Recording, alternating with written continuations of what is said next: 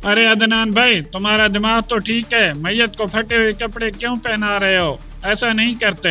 नहीं, मैं अपने भाई को ये फटे हुए कपड़े जरूर पहना के रहूंगा। देखो अदनान, मैयत को कफन के अलावा कुछ नहीं पहनाया जा सकता। ये मेरे भाई की वसीयत थी कि जब मेरा जनाजा तैयार हो जाए तो मुझे ये फटे हुए कपड़े जरूर पहनाना। मैं ये कपड़े पहना कर रहूंगा इसे। अदनान भाई, तुम बात को समझो, क्या पता तुम्हारे भाई ने नसीहत कोई और की हो, या ऐसा भी हो सकता है कि तुम्हारे भाई को इल्म ही ना हो। तुम जो भी कह लो, मैं अपने भाई को ये फटे हुए कपड़े जरूर पहना के रहूंगा, और जब तक मैं कपड़े नहीं पहना लेता यहाँ से जनाजा भी नहीं उठने दूंगा। अगर तुम इतनी जिद कर रहे हो तो इस मसले का हल इमाम साहब से जाकर पूछते हैं। हाँ, तुम ठीक कह रहे हो, इस मसले का हल इमाम साहब ही बताएंगे। चलो मेरे साथ।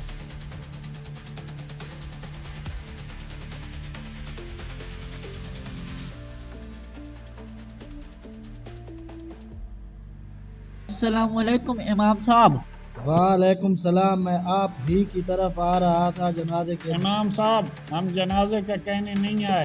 जी, तो फिर कैसे आना हुआ?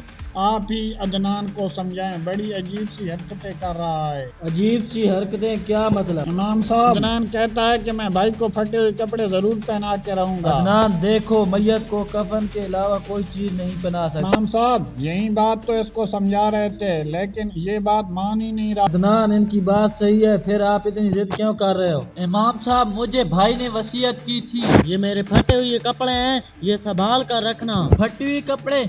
अरे भाईजान, मैं इन फटे हुए कपड़ों का क्या करूंगा? अगर आपको नए कपड़े चाहिए तो मैं आपको बाजार से लेकर दे देता हूँ। नहीं भाई, मुझे नए कपड़े नहीं चाहिए, मैंने तो आपको वसीयत के लिए बुलाया है। भाईजान, ये फटे हुए कपड़ों की भला आप कैसी वसीयत कर रहे हैं मुझे? भाईजान, ये मेरी आखिरी वसीयत समझकर पूरी कर देना। मैं फोत हो जाऊं और मेरा जनाजा तैयार हो तो मुझे इस वक्त कपड़े पहना देना, और मेरे जीते जी इसके बारे में मुझसे सवाल मत करना। ठीक है भाईजान, आप जैसे कहेंगे मैं वैसे ही करूंगा। है यही मौका अदनान को उसकी भाई की अमानत लुटाने का। अल्लाह जाने ये वसीयत इसने किस बिना पर की है। अदनान भाई, ये कागज तुम्हारे भाई ने मुझे दिया था और कहा था मेरे मरने के बाद सब लोग परेशान हो जाएंगे, तब उनको कागज देना। ये कागज इधर दो, दिखाओ मुझे। देखो भाई, मरने से पहले इंसान कितनी जायदाद बनाता है, कोठियाँ, गाड़ियाँ, बंगले और बहुत सी चीजें जमा करता है, लेकिन वो अपने साथ मरने के बाद फटे हुए कपड़े भी नहीं लेके जा सकता।